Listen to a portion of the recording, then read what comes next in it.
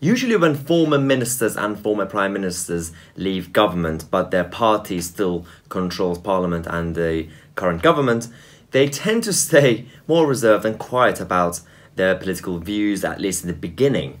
This doesn't really apply to the Tory Remainers, such as Philip Hammond. So apparently Philip Hammond and his sad Remainer friends plan to hold their own version of talks and meetings with European leaders and ministers from across the continent so that they could stop Brexit at the end of October. The Times have reported that Remainers like Philip Hammond and other former ministers plan to talk with the European Union to essentially ask for an extension and another extension and another extension to stop Brexit. And the way Philip Hammond plans to do this is that apparently he's taken a lot of phone numbers and email addresses from the government contact books that belong to European leaders and ministers. And I don't think that's right. I mean, at least GDPR, really? Even if not GDPR, then I'm sure there has to be some sort of issue with the governmental code. So we'll see about that. The former Chancellor apparently retained an extensive list of contacts from his time in office, which included leaders and finance ministers from across the European Union. The next step is likely to be something that seeks to direct the government to seek an extension, one of the MPs has said. They will need to have an idea of what extension they should be asking Brussels for. And all this is coming at a time when the European Union is finally showing signs of fear that they don't actually want a no-deal Brexit because they know that it's not good for them. So a couple of days ago, Boris Johnson met with Angela Merkel to discuss making changes to the current withdrawal agreement.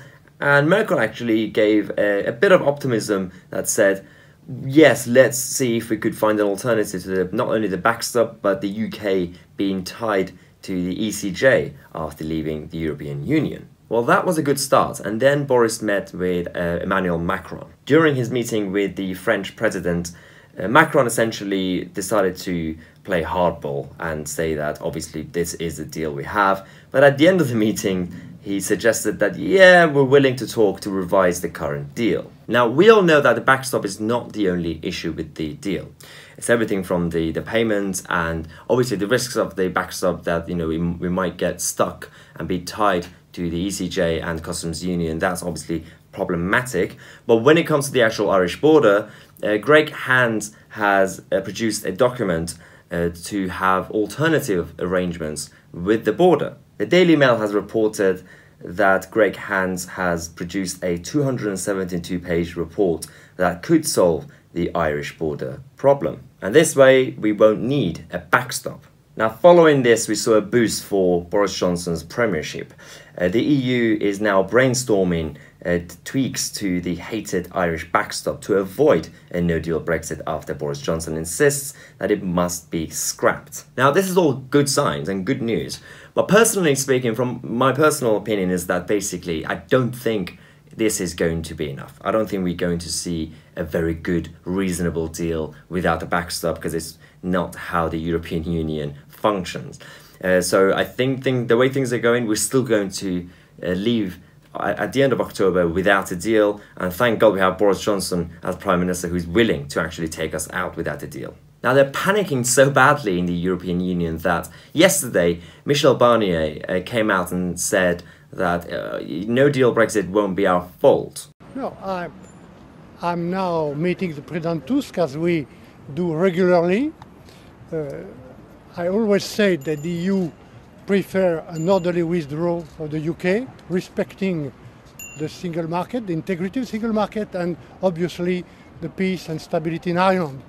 And I just want to add that the no deal will never be the choice of the EU, never. Of course it's your fault. This is all on you and your friends in Brussels. If you had been more reasonable from day one, instead of using the Irish border as a tool to make a mess of this Brexit situation and essentially still have the UK tied to the EU after we leave, then this will never happen. But yes, it's your fault. Meanwhile, in the UK, the media class have completely lost their mind. Following Boris's trips to Germany and France, the UK media, instead of defending and taking the side of their own country and their own Prime Minister decided to find the flaws that didn't actually exist in the trip and focus on those. First, we had the picture that was emerged with Boris Johnson apparently having his foot on the table during the meeting with Macron, and this is what we had from the mainstream media in the UK and in the West in general. The very balanced ITV News tweeted that Boris Johnson sits back with a foot on the table as he chats with Emmanuel Macron at the Elysee Palace in Paris. Reuters also said that UK's Prime Minister Boris Johnson put his feet up in Macron's palace. But it wasn't true, was it?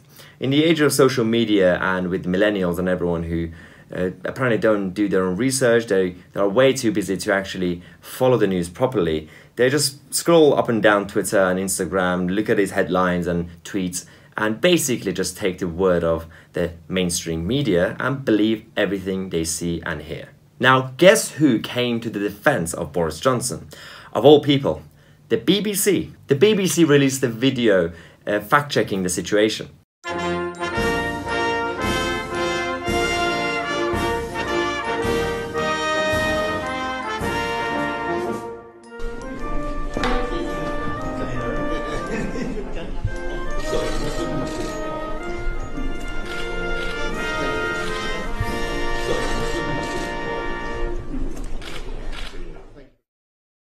Now, seriously, this is the one good thing the BBC have done in a long time. But in addition to that, we even had the head of Channel 4 News making a speech and directly saying that people should not be trusted in a democracy and they should not have a say in anything because apparently they're stupid. It's time for the television industry to stand up for itself and speak out publicly against what is happening. And we should forget the idea that the public can judge for it themselves what is true. Meanwhile, the men went on, gathering their MBEs and their OBEs and their fresh young wives. Now, while Philip Hammond and his sad friends are trying to bring down the government and stop Brexit, we seem to be on the right track anyway. And I still think it's more likely that we will leave the European Union by the end of October without a deal. So, bring on Halloween. And on that note, I'm going to go prepare my Brexit costume for Halloween, and trust me, it's going to be good. Thank you for watching. If you want to follow me on social media, Twitter, Instagram, it's all down here. And if you want to support the channel, you could become a member of the Cabinet Club. The link is in the description as always. And don't forget to subscribe and click on the notification bell next to it because you won't get notified otherwise if I release a new video.